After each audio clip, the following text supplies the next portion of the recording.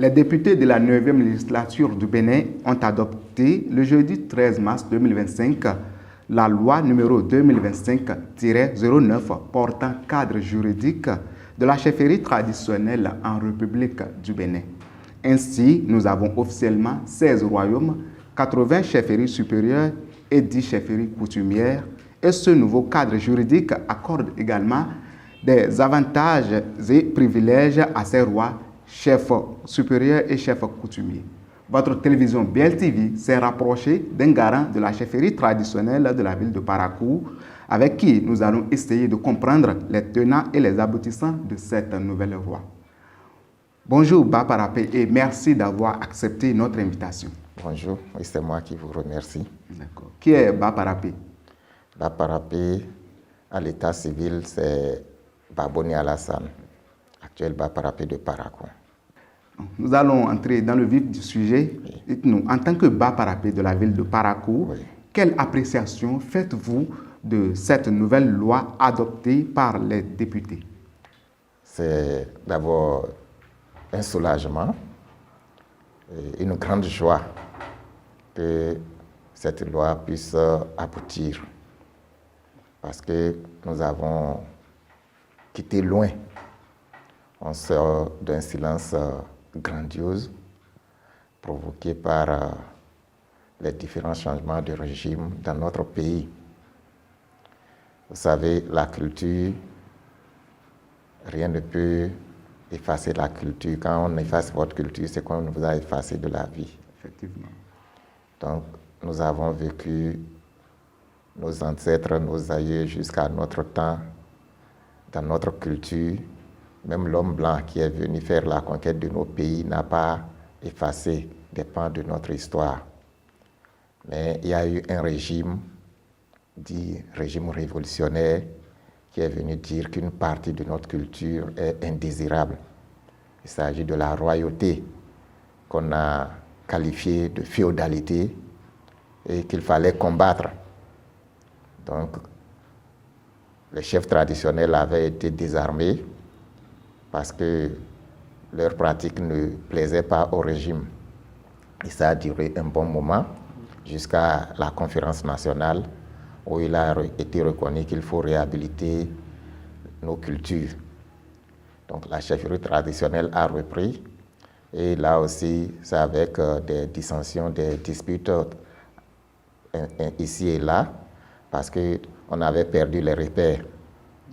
Aujourd'hui, si le régime actuel veut remettre les choses en ordre et qu'il y a eu une loi par rapport à ça, on ne peut que remercier le chef de l'État et son gouvernement, ainsi que les députés qui ont voté avec célérité cette loi.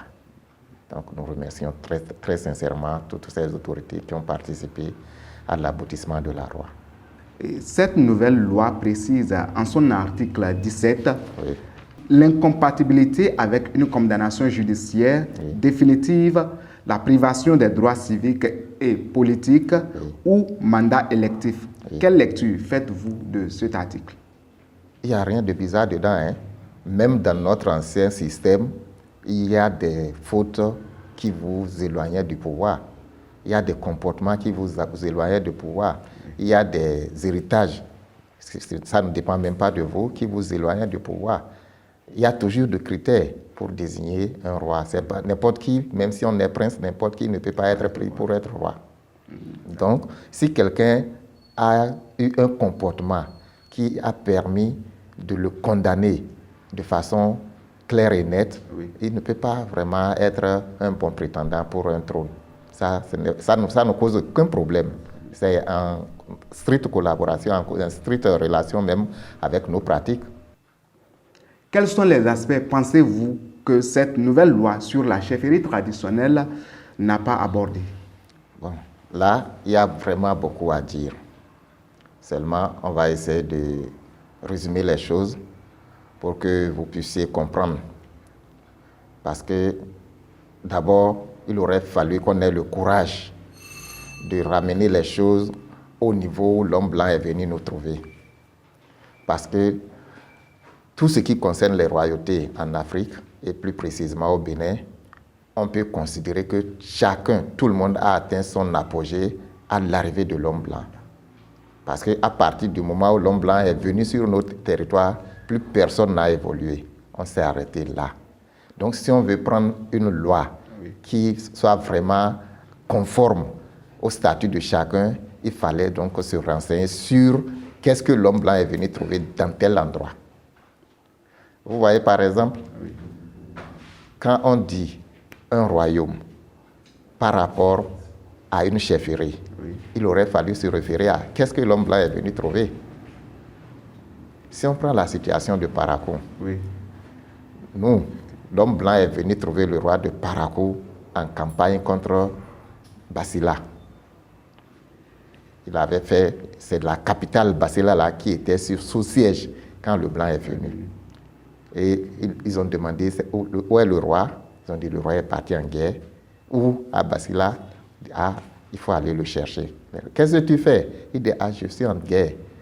Je veux agrandir mon royaume parce que je suis en concurrence avec le roi de Neki. Je ne veux pas que son territoire dépasse le mien. L'homme blanc dit c'est ça? Il dit oui. Bon, reviens. À partir du moment où moi je suis venu, il n'y a plus de guerre. Mais je vais t'aider. Tu vas dépasser le roi de Neki.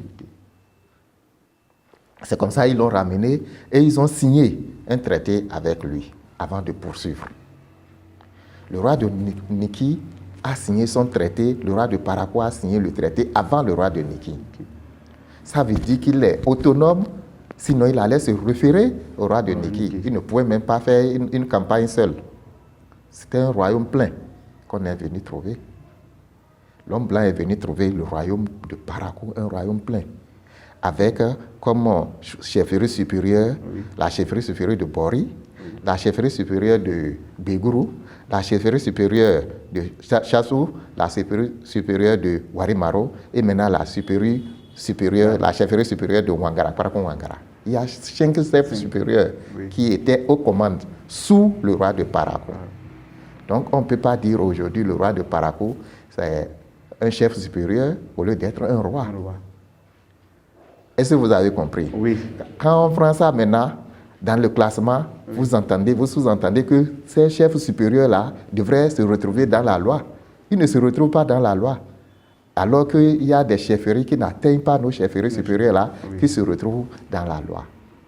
Donc il aurait fallu, par exemple, qu'on considère Parakou, royaume, le roi de Parakou, roi, pour qu'on puisse maintenant voir ces chefs supérieurs-là et les intégrer dans la loi. Ce que je veux dire ici, c'est que une étude, une publication littéraire diffère nettement d'une loi. Une étude ne contraint pas. C'est un avis. Quelqu'un peut venir donner un avis contraire. Mais à partir du moment où on veut faire une loi, attention, il faut aller chercher loin, il faut aller chercher à la source même. Les gens ont fait des choses sans consulter Parakou. On ne nous a pas invités. Ceux qui ont fait le travail, on ne sait pas quel lien ils ont avec Parakou. Est-ce qu'ils ont Parakou dans leur cœur? Est-ce qu'ils n'aiment pas Parakou? On ne sait pas. Ils se sont assis pour faire quelque chose qui ne cadre pas avec l'histoire. Or, la base de cette loi-là, ça doit être l'histoire. Qu'on le veuille ou non, c'est sur l'histoire qu'on doit bâtir cette loi-là. Et ce n'est pas l'histoire ce qui a été fait. Si vous voulez un exemple, le roi de Tchatchou, c'est lui le chef supérieur du roi de Tchaoro. C'est le roi de Tchatchou qui intronise le roi de Tchaoro. Maintenant, on prend Tchaoro, chefferie supérieure, et on laisse Tchatchou. Vous comprenez la chose? Oui. C'est ça le problème. Il y a beaucoup de problèmes dedans. Mais comme c'est déjà une loi, on se réjouit que cette volonté-là existe. Mais il faut voir à l'intérieur, il y a des corrections à faire. D'accord. Je veux aussi dire quelque chose, parce que les gens font une confusion entre collège de désignation et un roi qui désigne son suzerain. Dans notre cas, les gens confondent Begourou à Tchatchou.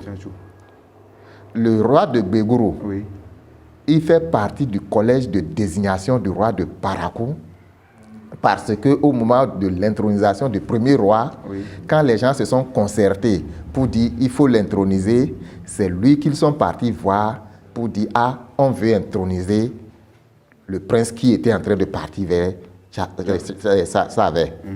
Donc, viens, tu vas l'introniser. Il a prononcé, il dit à partir d'aujourd'hui, on a un nouveau roi, c'est lui, notre roi. Et il a été le premier à se prosterner pour commencer donc les cérémonies d'intronisation du roi. Est-ce que vous voyez la différence? Oui.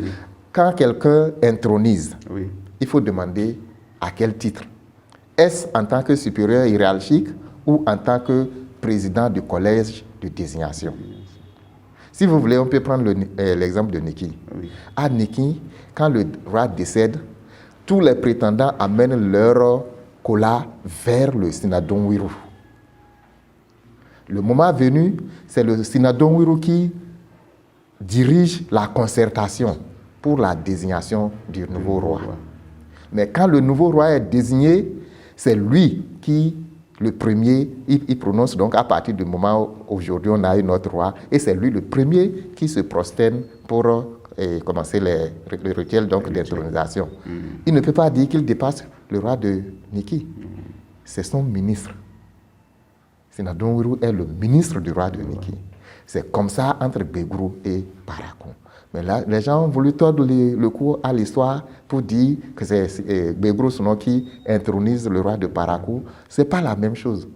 Les candidats au poste de roi de Parakou n'amènent pas leur kola chez Begrou Sono. Begrou Sono ne participe même pas à la concertation. On finit la concertation, on choisit quelqu'un avant de l'informer. L'autre aspect, si quelqu'un dit qu'il est le roi qui intronise un roi, ça veut dire qu'il a le pouvoir de le relever de ses fonctions. Ce qui n'est pas le cas entre un membre du collège de désignation et le roi intronisé. Begrou Sono, par exemple, ne peut pas dire roi de Parakou, à partir d'aujourd'hui, tu n'es pas roi sans qu'il y ait concertation.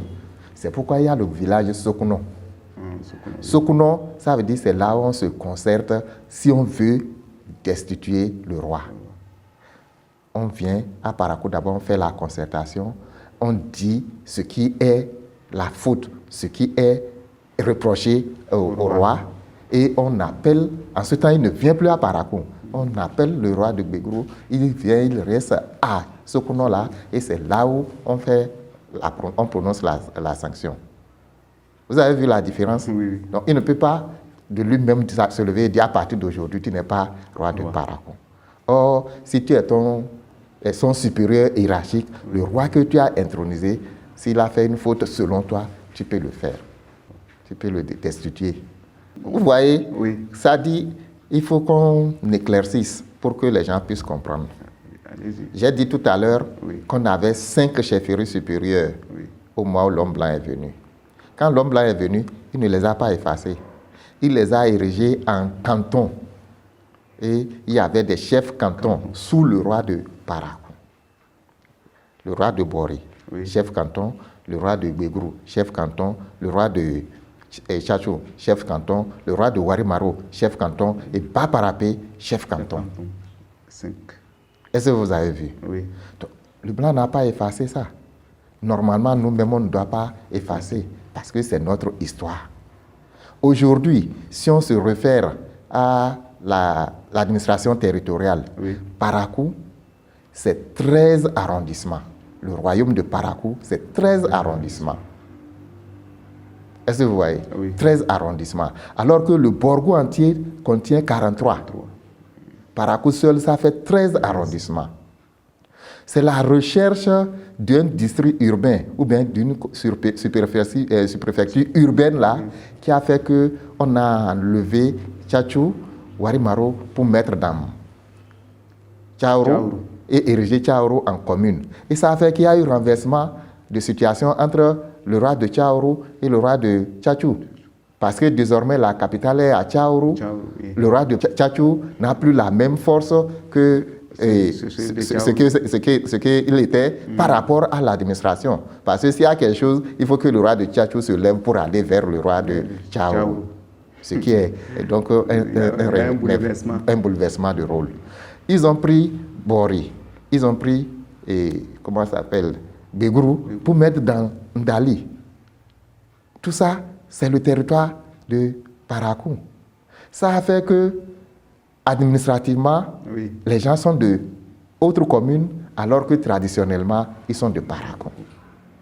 Il n'y a que les rois et les chefs supérieurs là qui, chaque Gani, viennent à Parakou pour se montrer vraiment attachés au royaume de Parakou. Mais les citoyens, eux, ils ont perdu cette habitude. Aujourd'hui, si vous demandez à quelqu'un de Bori, c'est quoi son royaume? À la rigueur, il peut dire royaume de Bori, mais il ne va pas vous dire qu'il est de Parakou. Il est du royaume de Parakou. Oui. Ce n'est pas facile. Il faut que quelqu'un maîtrise l'histoire pour pouvoir le dire. Pour pouvoir le dire. Donc, les choses ont été charcutées pour chercher la commune urbaine.